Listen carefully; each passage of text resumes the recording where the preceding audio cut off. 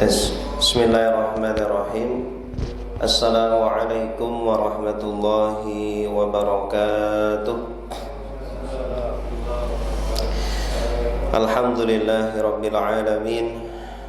Wabihi nasta'inu ala umuri dunya waddin.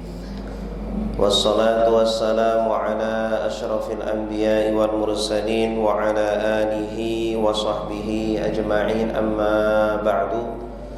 Subhanaka la ilma lana illa ma 'allamtana innaka antal alimul hakim wa tub 'alaina innaka antat tawwabur rahim. Rabbi shrah li sadri wa yassir li amri wahlul 'uqdatam min lisani yafqahu qawli. Raditu billahi rabba wa bil islami dina wa bi Muhammadin nabiyyan wa rasula. Rabbi zidni ilma warzuqni fahma. Bismillahilladzi la yadurru ma'asmihi syai'un fil ardi wala fis sama'i wa huwas sami'ul alim. Nawaitu ta'lima wa ta'alluma wa tadhkira wa tadhakkura wan naf'a wal intifa'a wal ifadata wal istifadata wal hatha 'ala tamassuki bi kitabillahi wa sunnati rasulih wabtigha'a wajhillahi ta'ala, amin ya rabbal alamin. Jamaah salat maghrib, bapak-bapak, ibu-ibu, kaum muslimin muslimat, mu'takifin mu'takifat yang semoga selalu dirahmati, diberkahi oleh Allah subhanahu wa ta'ala, amin ya rabbal alamin. Alhamdulillah, pada malam hari ini di awal-awal bulan Sya'ban kita masih dipanjangkan umur oleh Allah, masih diberikan kesehatan oleh Allah, diberikan nikmat-nikmat yang sangat banyak luar biasa. Sebagaimana Allah subhanahu wa ta'ala terus memberikan nikmatnya, maka mari kita terus bersyukur kepada Allah dengan cara menggunakan nikmat-nikmat tersebut dalam beribadah kepada Allah subhanahu wa ta'ala. Di antara ibadah yang paling utama adalah menuntut ilmu. Bahkan Al-Imam Asy-Syafi'i mengatakan menuntut ilmu ini adalah ibadah yang paling utama setelah ibadah-ibadah fardu. Bahkan menuntut ilmu ini lebih utama dari sholat sunnah menurut Al-Imam Asy-Syafi'i. Menuntut ilmu ini menjadikan sebuah tanda kapan Allah subhanahu wa ta'ala menginginkan kebaikan kepada kita semuanya. Kalau Allah ingin menjadikan kita hamba yang baik, maka Allah jadikan kita faham dalam urusan agama, sehingga kita mendapatkan petunjuk, mendapatkan bimbingan dalam agama, dan kita bisa melaksanakan, mengamalkan dalam kehidupan sehari-hari kita. Bapak Ibu yang dimuliakan Allah, melanjutkan kajian kita kitab Al-Kabair karangan Al-Imam Adz-Dzahabi rahimahullahu ta'ala rahmatan wasi'ah. Kita sampai pada dosa besar yang ke-28, Al-Kabiratu As-Saminatu wal Ishrun. Apa itu dosa besar yang ke-28? Yaitu aklul harami wa tanawuluhu ala ayyi wajhin kana, yaitu memakan harta haram dan mengambilnya dengan cara bagaimanapun juga. Jadi memakan di sini tidak harus dimakan, tetapi juga menggunakannya itu juga tidak boleh. Bukan berarti di Al-Qur'an melarangnya hanya memakannya, kemudian berarti kalau digunakan boleh dong. Untuk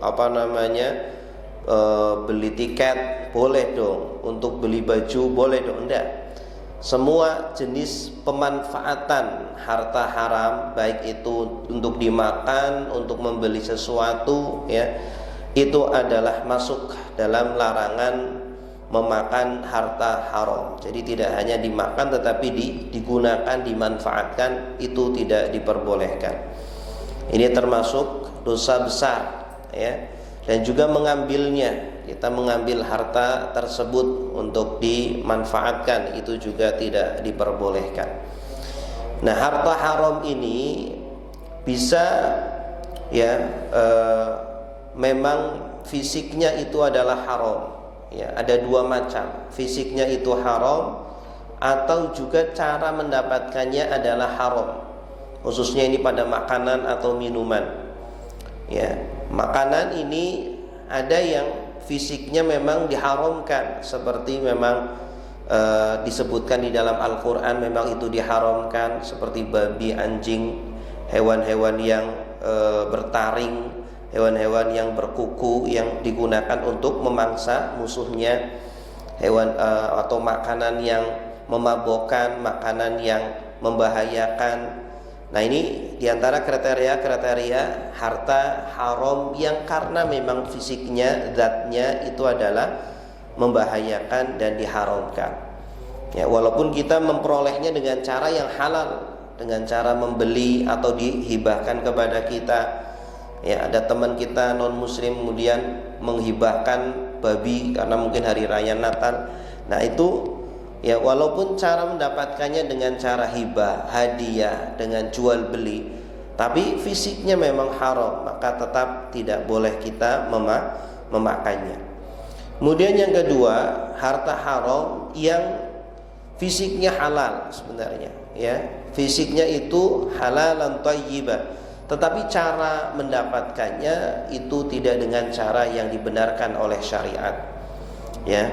Ada dua cara yang tidak dibenarkan oleh syariat, yaitu an yakuna ala jihati zulmi, yaitu mendapatkannya dengan cara penzaliman, mendapatkannya dengan cara menzalimi orang lain, seperti nahwal ghazab, seperti kita merampas, ya.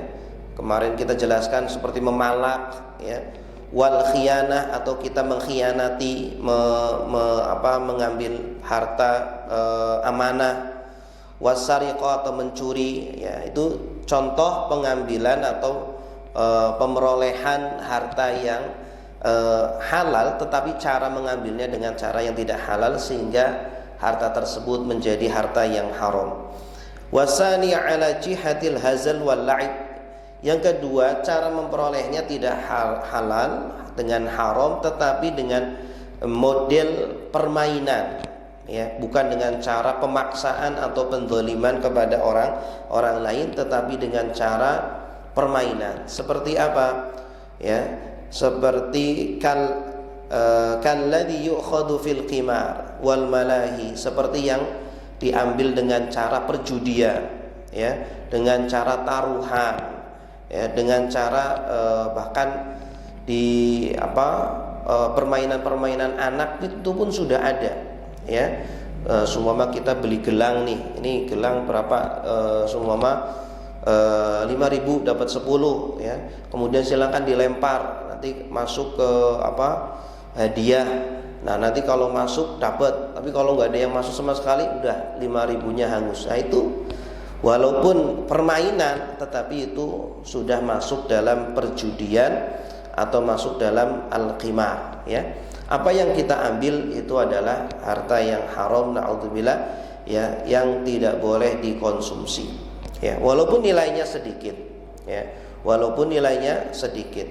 Bahkan ketika kita bermain, ya, alat-alat, ya, yang seperti catur ataupun alat-alat yang lain, dadu, itu ya, yang tidak menggunakan uang, tidak menggunakan taruhan, itu pun sebagian ulama ada yang mengharamkan, karena wasilatun ilal haram, karena menjadi wasilah perantara kepada yang haram, ya, dan terkadang juga melalaikan kita dari kewajiban-kewajiban, ya, sehingga kita kecanduan, sehingga sudah waktunya sholat, sudah waktunya beribadah, tetap dia kecanduan dan asyik dengan permainan-permainan tersebut. Baik Bapak Ibu yang dimuliakan Allah, inilah definisi tentang harta haram, ya, yang diharamkan di dalam Islam, ya. Islam sangat menjaga sekali sumber makanan kita, sangat menjaga sekali sumber harta yang masuk ke dalam diri kita ataupun ke dalam rumah kita, agar yang masuk itu halal semuanya. Bahkan orang-orang kafir Quraisy, ya, mereka yang setiap harinya bermain judi, setiap harinya bermain riba, setiap harinya ya saling berperang, saling membunuh. Mereka ketika membangun Ka'bah, ya, mereka tahu diri. Mereka mensyaratkan, ya, siapa yang ingin bersedekah, menginfakkan hartanya untuk pembangunan Ka'bah, disyaratkan harus berasal dari harta yang halal, harus dari harta yang suci, bukan berasal dari riba, bukan berasal dari pelacuran, bukan berasal dari mencuri dan lain sebagainya. Berarti hakikatnya mereka tuh faham bahwa apa yang mereka lakukan ya setiap hari itu adalah salah, gitu ya. Baik Bapak Ibu yang dimuliakan Allah, kemudian Allah Subhanahu wa taala berfirman di dalam surah Al-Baqarah ayat 188. A'udzu billahi minasyaitonir rajim. Bismillahirrahmanirrahim.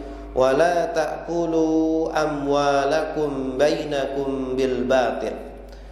Dan janganlah kalian memakan harta-harta kalian di antara kalian bil batil, dengan cara yang batil. Artinya dengan cara yang tidak dibenarkan oleh syariat, ya. Ini di sini Al-Qur'an indah sekali menggunakan redaksi janganlah kalian memakan harta-harta kalian, ya. Seolah-olah harta yang beredar di sekitar kita itu harta milik bersama. Sehingga kita harus menjaga harta yang kita miliki, begitu ya.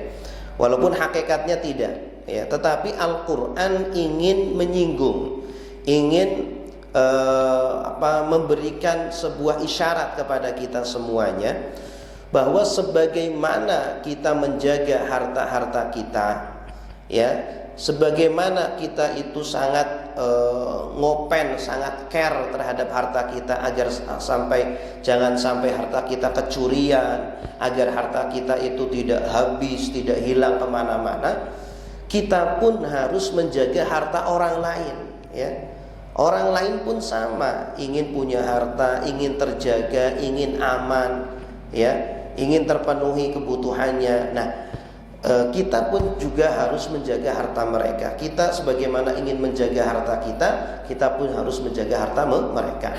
Sebagaimana, ya, kita tidak ingin diambil hartanya oleh orang lain dengan cara zalim, dengan cara paksa, ya, atau dengan cara semena-mena. Mereka pun, orang lain pun, saudara-saudara kita pun juga sama, tidak ingin kita yang menjadi pelakunya menzalimi mereka, merampas harta mereka, begitu. Karena kita di dunia ini itu kata Rasulullah SAW, kama tadinu tudan, ya, sebagaimana kamu berbuat pasti kamu pun akan dibalas, ya. Kita berbuat A akan dibalas dengan perbuatan yang sama. Al-uqubatu min jinsil amal, ya. Uqubah atau hukuman yang kita terima, balasan yang akan menimpa kepada kita itu sejenis dengan amal yang kita perbuat. Ya, biasanya ketika kita merampas harta orang lain, kita semena-mena kepada orang lain, ya, mungkin itu kepada saudara kita, keluarga kita, pun nanti pada masanya ada orang yang kemudian semena-mena kepada kita, ya. Al jaza'u min jinsil amal, balasan itu sejenis dengan amal yang kita lakukan. Baik Bapak Ibu yang dimuliakan Allah, maka di dalam Islam mengatur kepada setiap pemeluknya agar ketika memakan harta, agar ketika menggunakan harta harus bersumber dari harta yang halalan, yang thayyiban, yang menjadikan keberkahan pada harta tersebut. Selanjutnya, apa ancaman Allah Subhanahu wa taala, ya, sehingga kita semuanya kaum muslimin agar menjauh, ya, menghindari dari harta-harta yang haram. Dalam sebuah hadis riwayat Al-Imam Al-Bukhari, di dalam Sahih Bukharinya, anna Rasulullah sallallahu alaihi wasallam qala, bahwa Rasulullah SAW bersabda, inna rijalan yatakhawwaduna fi malillahi bighairi haqqin falahum annar yaumal qiyamah. Sesungguhnya ada ya para lelaki, para pemeluk atau para hamba-hamba Allah yang mereka mempermainkan atau menggunakan harta-harta Allah, ya mencari harta-harta Allah, karena semuanya hakikatnya adalah harta Allah. Semuanya adalah rizki Allah, ya. Makanya semua dari kita sebenarnya sudah dijamin rizkinya. Wa ma min dabatin fil ardi illa 'ala Allahi rizquha, ya. Semua makhluk yang di atas muka bumi ini, ya, manusia, binatang, tumbuhan, semuanya itu sudah ada rizkinya. Cuma kita dibebani atau diperintahkan oleh Allah untuk mencarinya, untuk menjemputnya.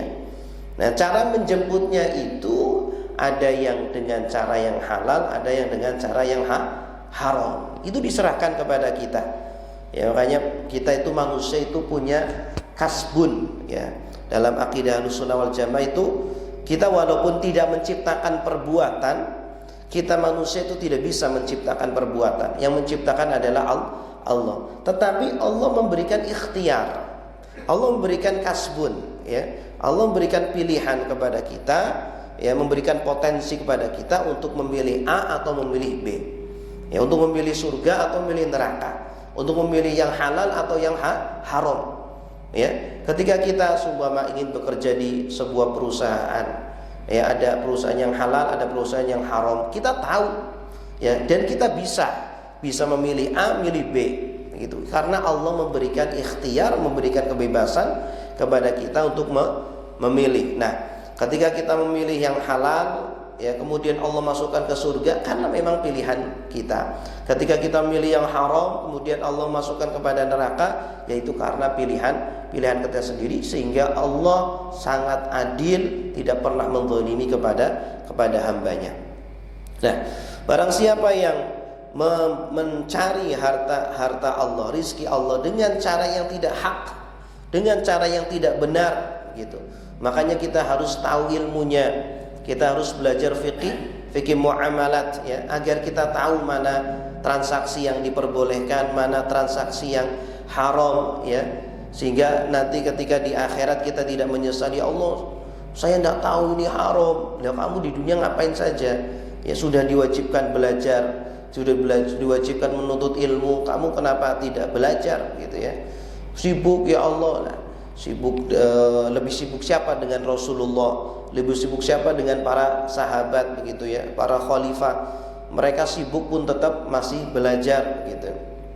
Nah, mereka falahumun nar, maka bagi mereka adalah neraka yaumal qiyamah, pada hari kiamat. Jadi bahaya yang pertama, ya, bagi orang yang tidak peduli terhadap harta atau makanan yang dia makan, yang dia gunakan, adalah divonis oleh Allah Subhanahu wa taala dengan neraka, ya. Divonis dengan neraka, begitu. Tidak ada banding, begitu. Kemudian wa fi sahih Muslim, di dalam kitab Sahih Muslim, Imam Muslim meriwayatkan hina dzakara Nabi sallallahu alaihi wasallam. Bahaya yang kedua bagi orang yang tidak mempedulikan hartanya, harta yang halal atau yang haram, ditolak doanya, ya. Allah Subhanahu wa taala tidak akan mengabulkan doanya. Dzakara Nabi sallallahu alaihi wasallam, Nabi sallallahu alaihi wasallam menyebutkan ar-rajulu yutilus safar as'as aghbar yamuddu yadahu ila sama.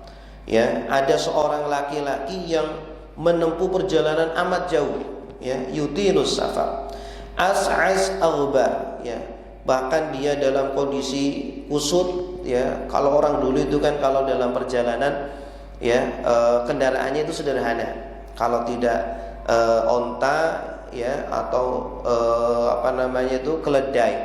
Kalau nggak ada kendaraannya jalan kaki, begitu, ya. Seperti yang kadang kita lihat itu ada musafir, begitu. Itu seperti itu orang dulu, ya.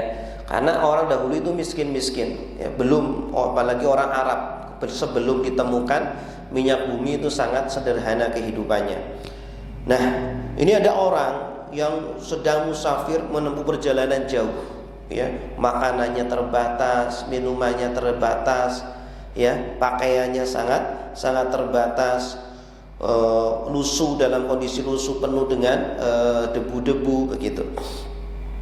Yamuddu yadahu, kemudian dia berdoa mengangkat tangannya, ya, sebagaimana orang ketika berdoa mengangkat tangannya ila sama, ke langit. Kemudian mengatakan ya Rabb, ya Rabbi, ya Rabbi, ya. Ya Allah, ya Allah, minta kepada Allah, ya, entah minta apa, ya, tidak disebutkan di sini. Wa mat'amuhu haram, sedangkan makanannya adalah haram. Wa mashrabuhu haram, dan minumannya juga haram. Ya, dia tidak peduli makanannya atau minumannya halal atau haram, udah diembat aja, dimakan aja. Wa malbasuhu haram, bajunya juga haram, ya. Wa ghudhiya bil haram, dia diberi makan dengan harta yang haram. Fa anna yustajabulah, maka bagaimana doanya bisa diijabah, ya. Artinya apa? Mustahil doanya akan diijabah oleh Allah Subhanahu wa taala. Padahal kita lihat di sini orang tersebut itu sudah memenuhi kriteria orang ketika ingin diijabah doa, gitu ya. Kalau kita Bapak Ibu ingin cepat diijabah doa kita, ada beberapa kriteria-kriteria. Ada beberapa syarat-syarat, ada beberapa tips-tips. Yang pertama dalam kondisi safar, ya. Orang yang safar itu doanya mustajab, ya, atau lebih mustajab daripada orang yang mukim. Makanya ketika kita sedang keluar kota, ya, kemana menggunakan kendaraan apapun, usahakan kita perbanyak berdoa. Itu orang yang sedang dalam kondisi safar. Karena biasanya orang dalam kondisi safar dalam kondisi kekurangan. Dan orang dalam kondisi kekurangan, dalam kondisi genting, itu Allah lebih cepat untuk mengijabah doanya, ya. Ammay yujibul muttarra idza da'a, ya, dalam Al-Qur'an. Dan siapakah yang akan mengijabah doanya orang yang terdesak, orang yang genting, ya. Di sini Allah meredaksikan bahwa orang yang diijabah doanya adalah orang-orang yang genting. Ini biasanya orang yang cepat diijabah doanya.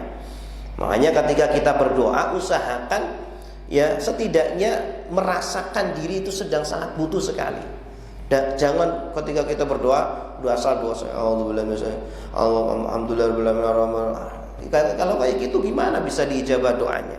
Ya, usahakan ketika kita meminta itu betul-betul kita butuh sekali dengan apa yang kita minta. Nah, itu diantara syarat atau diantara, ya, penunjang, ya, pendorong Allah Subhanahu wa taala kemudian akan mengasihi dan akan mengijabah doa kita.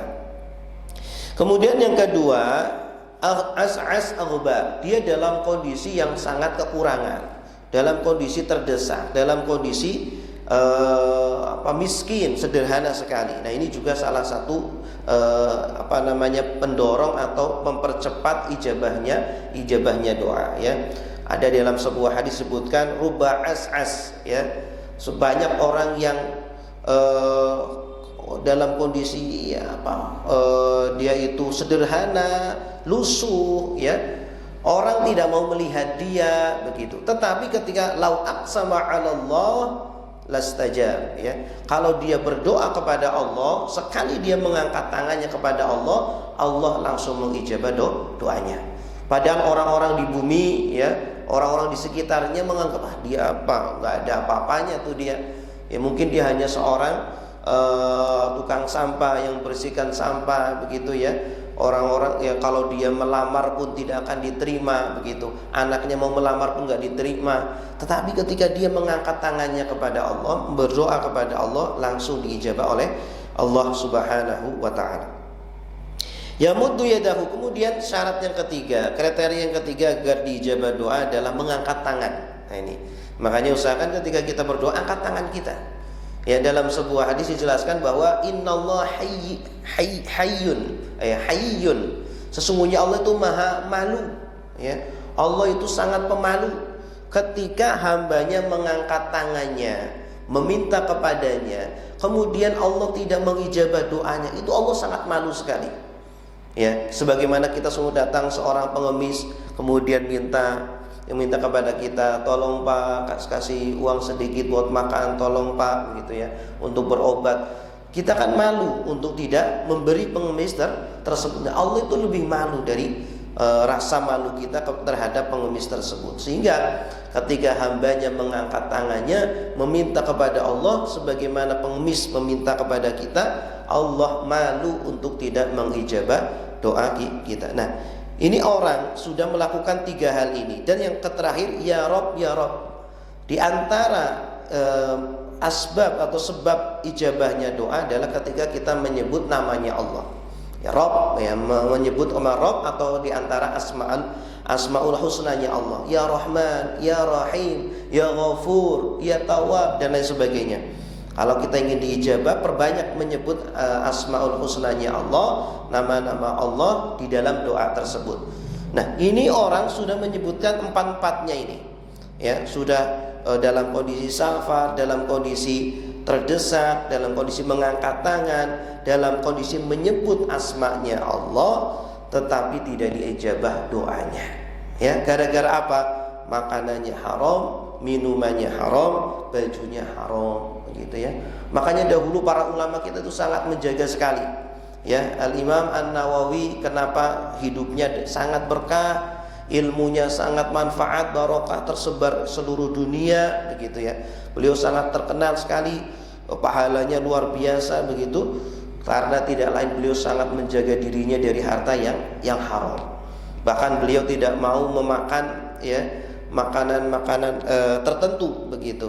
Kenapa? Karena takut makanan tersebut adalah makanan syubhat, makanan haram gitu. Beliau tidak mau memakan makanan tersebut. Ada seorang ulama pernah ketika menuntut ilmu, ya, sedang dalam perjalanan, sangat lapar sekali, ya, tapi makanan tidak ada, uang tidak ada, minuman tidak ada. Tiba-tiba di jalan ada melihat ya apel yang bergelantungan ya di pohon gitu, punya orang yang punya rumah tersebut begitu. Kemudian dia melihat apel tersebut, udahlah saya ambil apel satu. Itu kan banyak tuh pohon-pohon apel juga, mungkin jumlahnya ribuan gitu ya. Saya ambil sajalah, saya makan ya, paling orangnya juga mengikhlaskan begitu ya. Dia kan masih banyak apel-apelnya begitu. Sedangkan saya nggak punya apa-apa. Kalau saya nggak makan bisa mati saya begitu. Akhirnya dia ambil makan gitu. Setelah dia makan, berangkat ke majelis ilmunya, tempat belajarnya, pulang ternyata terfikirkan terus, ya Allah, saya terfikiran terus sampai nggak bisa tidur. Kemudian datanglah paginya ke rumah tersebut, meminta izin, meminta halal, ya, agar dihalalkan apel yang sudah dia makan, yang sudah masuk ke dalam tubuhnya menjadi darah dagingnya. Akhirnya setelah ketemu dengan pemiliknya, kemudian pemiliknya mengatakan, saya tidak akan halalkan apel tersebut gitu ya. Saya akan bawa ini apel yang kamu makan nanti di akhirat. Saya akan tuntut kamu nanti di akhirat gitu. Ternyata orangnya ini lumayan galak gitu ya. Nah, kemudian ulama tersebut bilang, ya, wahai tuan, tolonglah halalkan. Boleh deh saya engkau pekerjaan saya di sini selama setahun nggak dibayar pun nggak apa-apa. Yang penting tolong halalkan satu. Kemudian enggak, pokoknya ayo nanti di akhirat kamu pokoknya akan saya cari kamu. Kamu dulu di dunia makan satu apel saya begitu ya. Sampai akhirnya orang tersebut, orang kaya tersebut mengatakan, ya sudah, kalau kamu ingin halal, kamu harus menikah dengan putri saya. Ya, tapi kamu harus tahu, putri saya itu buta matanya, tuli telinganya, bisu mulutnya, nggak bisa melihat, nggak bisa mendengar, nggak bisa ngomong. Astagfirullah, bingung lagi dia kan, ini gimana ini? Ya sudah, kalau kamu pengen bebas, kalau nggak pengen menikahi putri saya, sudah, nanti di akhirat kamu akan saya tuntut satu apel itu begitu. Akhirnya dia berpikir, pulang ke rumahnya, minta konsultasi ke ibunya begitu ya.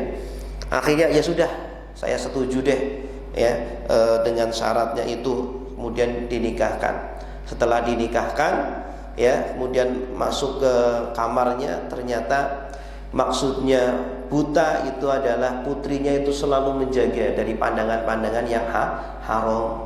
Buta dari pandangan-pandangan yang haram. haram, selalu di rumah, tidak pernah melihat hal-hal yang haram. Telinganya tuli, itu maksudnya adalah tidak untuk mendengar hal-hal yang haram, ya, selalu mendengar yang baik-baik saja. Mulutnya bisu, maksudnya adalah tidak pernah mengatakan perkataan-perkataan yang haram. Ya, jadi orang kaya tersebut itu juga ternyata alim juga, pandai juga, gitu ya. Melihat ada seorang pemuda yang penuntut ilmu, kok bisa-bisanya dia itu sangat menjaga, sangat wara' sekali dari makanan-makanan yang satu apel doang itu ya, dia sampai mencari apel. Ini berarti bukan pemuda sembarangan ini. Ini berarti pasti pemuda yang baik ini. Ini pasti akan jadi ulama ini. Nah, akhirnya sudahlah, daripada dinikah sama wanita lain, ya, mending saya jadikan mantu saja, begitu. Nah, itu akhirnya menjadi ulama besar orang tersebut, begitu ya. Bapak Ibu yang dimuliakan Allah, kemudian wa an Anasin, dan dari Anas, ini juga sama hadisnya menjelaskan tentang bahwa makanan yang haram ini menjadi penyebab doa kita tidak diijabah oleh Allah Subhanahu wa ta'ala.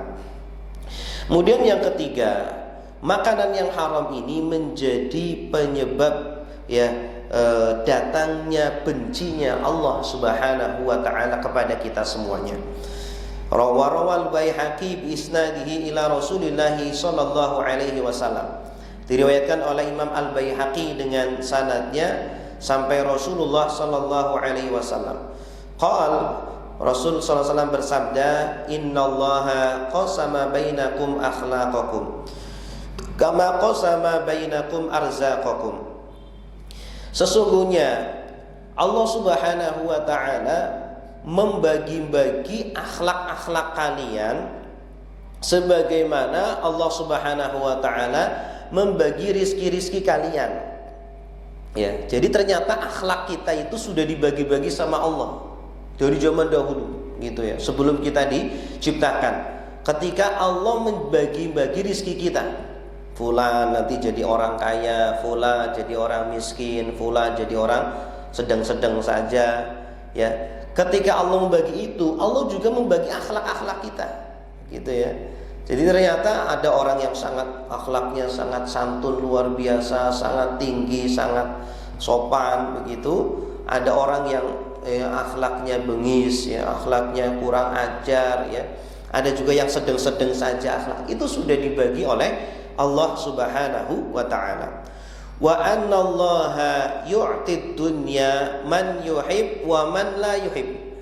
Dan sesungguhnya Allah memberi dunia kepada orang yang Allah cintai dan orang yang Allah tidak cintai, gitu ya. Jadi ketika kita dikasih harta yang banyak, dikasih jabatan yang tinggi, ya, jangan bersenang dulu, oh berarti Allah suka sama saya. Enggak. Ya, belum tentu. Bisa jadi iya, bisa jadi tidak. Karena Allah memberi dunia kepada yang Allah cintai dan yang Allah tidak cintai. Ya, Allah memberi dunia kepada Nabi Sulaiman, Allah cinta kepada Nabi Sulaiman. Allah memberi dunia kepada Qarun, tapi Allah tidak cinta kepada Qarun, gitu. Wala yu'tid din illa man yuhib, dan Allah tidak memberikan agama, ya, Allah tidak memberikan agama, yaitu keimanan, ketakwaan, ketaatan, ya, akhlak yang mulia, illa man yuhib, kecuali kepada orang-orang yang Allah cintai. Ya, jadi ketika kita dijadikan orang beriman, orang bertakwa, orang yang rajin beribadah, itu menunjukkan, menandakan bahwa Allah mencintai kita, gitu. Faman a'tahullahu din faqad ahabba. Maka barang siapa yang diberi oleh Allah agama, ya, kita menjadi semakin taat, menjadi semakin tunduk kepada Allah, menjadi semakin khusyuk kepada Allah, maka sungguh Allah sedang mencintai kita. Wala yaksibu 'abdun malan haraman fayunfiqu minhu fayubariku lahu fihi wala yatasaddaqu minhu fayaqbalu minhu wala yatruku khalfa dhahri illa kana zadahu ilan nar.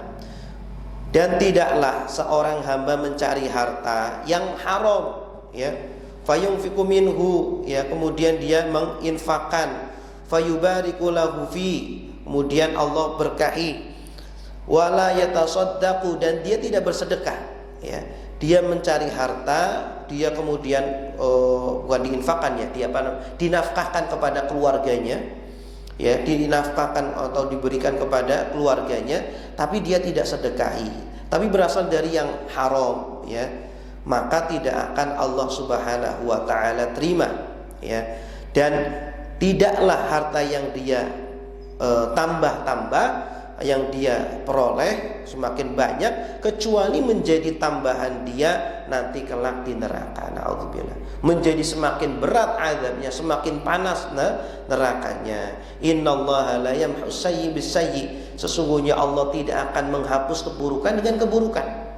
Orang pengen, ya, membersihkan hartanya dari harta yang haram, kemudian dia rajin sholat, kemudian dia pergi haji, pergi umroh dengan harapan harta-hartanya dibersihkan oleh Allah. Tidak bisa.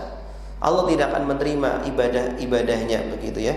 Walakin yamhus sayya bil hasan. Tetapi Allah akan menghapus dosa-dosa kita, keburukan-keburukan kita dengan harta-harta yang baik, dengan harta-harta yang halal, gitu, ya. Ketika kita melakukan dosa, makanya usahakan langsung kita bersedekah, langsung kita berbuat baik. Nah, itu akan menghapus dosa yang telah kita lakukan. Kemudian juga dalam sebuah hadis jelaskan bahwa harta yang haram ini menyebabkan kehinaan bagi pemiliknya. Idza tabaya'tum bil 'ainah wa akhadtum adnabal baqar wa raditum biz zar'i wa taraktumul jihad sallallahu alaikum dzullan la yanza'uhu hatta tarji'u ila dinikum. Ya, apabila kalian telah bertransaksi dengan ainah, hampir seperti riba, ainah itu, ya. Wa akhadtum adnabal baqar, kemudian kalian, ya, suka dengan peternakan, kemudian kalian suka dengan pertanian, artinya senang dengan pekerjaan-pekerjaan, sibuk dengan, ya, job-job, dengan bisnis-bisnis, ya, sehingga lupa dengan agama, ya. Kemudian kalian meninggalkan jihad di dalam agama, sallallahu alaikum dzullan, maka Allah akan liputi kalian dengan kehinaan-kehinaan, menjadi pengecut, ya, menjadi penakut, begitu. La yanzi'uhu hatta tarji'u ila dinikum. Kalian tidak akan berubah menjadi baik, kembali menjadi baik, kecuali kalian kembali kepada agama kalian, ya, kecuali kalian kemudian kembali kepada Al-Quran, kepada Sunnah, ya, sebagaimana yang dicontohkan oleh Nabi Sallallahu Alaihi Wasallam.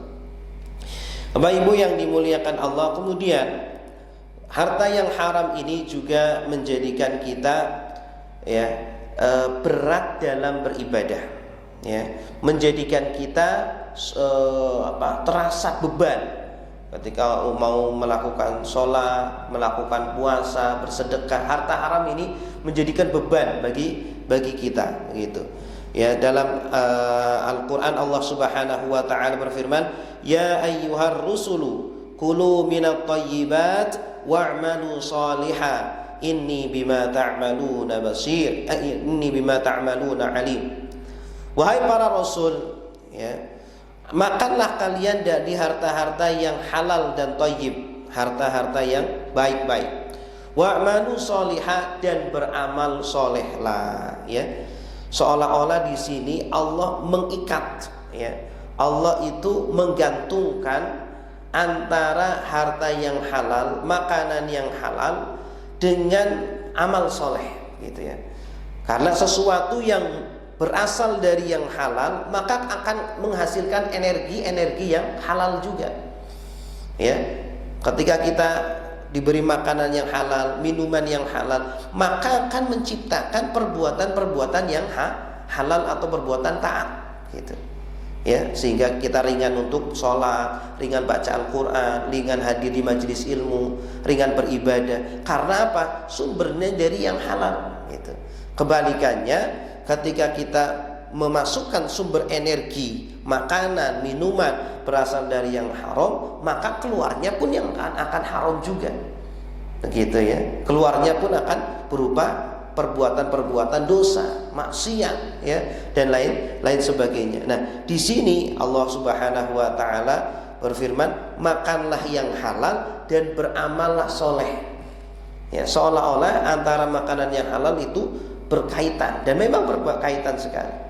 Ya, kalau kita memberikan anak kita harta-harta yang halal, yang baik, yang berkah begitu ya, didoakan juga, itu insya Allah ya akan menjadikan anak-anak kita anak-anak yang penurut, anak-anak yang soleh, yang solehah, menjadi ahli ibadah. Kita pun sama juga seperti itu. Dan juga ketika kita makan dari makanan yang halal, ini menjadikan kita bisa merasakan manisnya ibadah, ya, nikmatnya beribadah begitu. Sebaliknya ya, makanan yang berasal dari yang haram ya, itu menjadi penyebab kita sulit untuk bisa menikmati manisnya, lezatnya beribadah kepada Allah Subhanahu wa taala.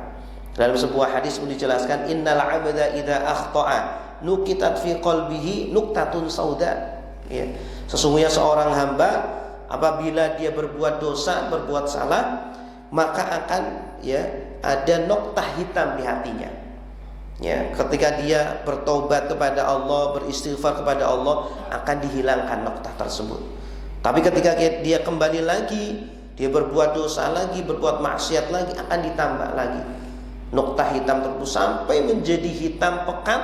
Itulah ar-ran ya, yang disebutkan di dalam Al-Qur'an, kalla bal rana ala qulubihim ma kanu yaksibun. Sekali-kali tidak, itu adalah ron ya, hitam pekat yang menghalangi hati kita sehingga berat untuk beribadah ya, tidak nikmat beribadah ya, tidak manis, tidak merasakan manisnya dan nikmatnya, lezatnya beribadah, disebabkan ron, ada penghalang di dalam hati kita, disebabkan dosa-dosa yang telah dia lakukan.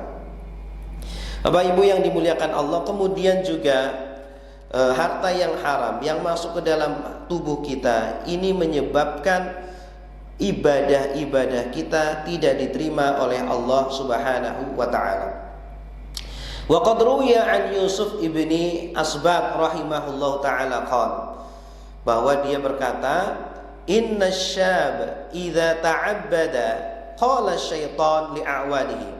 Sesungguhnya seorang pemuda apabila dia beribadah kepada Allah ya, dan di sini tidak hanya pemuda ya, tapi semuanya, mau yang muda, mau yang tua, anak-anak, apabila dia beribadah, maka syaitan akan berkata kepada teman-temannya ya, kepada pasukannya, unzuru min aina mat'amuhu. Lihat pemuda tersebut berasal dari mana makanannya ya, apakah berasal dari halal atau yang haram. Fa in kana mat'ama su'in qala da'u ya, kalau ternyata makanannya berasal dari harta yang haram, maka setan tersebut mengatakan biarkan dia sibuk beribadah ya, pemuda itu sibuk beribadah, biarkan sholat, puasa, baca Quran, biarkan ya, selagi makanannya adalah makanan haram, biarkan saja. Ya ta'abu wa yajtahidu faqad kafakum nafsuhu ya, biarkan dia berijtihad, bersungguh-sungguh dalam beribadah ya. Inna ijtihadahu ma'a aklil haram la yanfa'u. Sungguhnya dia dalam beribadah tapi berasal dari harta yang haram ya, mungkin ada ya, dia bisa padahal makanannya haram, tapi masya Allah semangat beribadah. Kata setan, biarkan saja dia capek-capek beribadah, karena ibadah yang dia lakukan beserta makanan haram yang masuk ke dalam hati, masuk ke dalam tubuhnya, itu tidak bermanfaat bagi dia. Na'udzubillah summa na'udzubillahi min dzalik. Baik Bapak Ibu yang dimuliakan Allah, demikian yang bisa kami sampaikan, semoga bermanfaat ya. Terakhir kami menyampaikan bahwa kita untuk bisa menjaga harta kita atau makanan kita dari makanan yang haram, maka perlu dua hal. Yang pertama adalah dengan ilmu ya, dengan kita belajar tentang transaksi-transaksi yang dihalalkan di dalam syariat. Mustahil kita bisa menjaga diri kita dari harta yang haram kalau kita nggak tahu fikih muamalah. Makanya Umar bin Khattab ya ketika menjadi khalifah mengatakan la yadkhulu suqana illa man tafaqah. Dilarang masuk ke dalam pasar kami kecuali yang sudah belajar fikih, yang sudah belajar hukum Islam tentang transaksi di dalam Islam gitu. Ya, kalau dia sudah paham semua transaksi dalam Islam yang dihalalkan, yang diharamkan, aman. Tapi belum aman, satu lagi, dia juga harus menjaga syahwatnya, harus menjaga dirinya dari harta-harta yang haram, bahkan harta-harta yang syubhat, harta-harta yang belum jelas ini haram atau halal. Lebih baik kita tinggalkan, kita berhati-hati daripada menyebabkan hal-hal yang tadi yang sudah kita sebutkan ya. Dengan kita menjaga diri kita, kita lebih wara' dalam memasukkan makanan atau sumber harta ke dalam diri kita ya. Ini menjadikan kita terjaga, menjadikan hidup kita barokah, harta kita barokah ya. Kita juga bisa menikmati ibadah, ringan dalam beribadah, dan bisa menikmati, merasakan manisnya beribadah kepada Allah Subhanahu wa ta'ala. Semoga bermanfaat bagi saya pribadi dan juga Bapak Ibu sekalian. Aku qouli hadza wa astaghfirullah li wa lakum. Subhanakallahumma wa bihamdika asyhadu an la ilaha illa anta astaghfiruka wa atubu ilaik. Wassalamualaikum warahmatullahi wabarakatuh.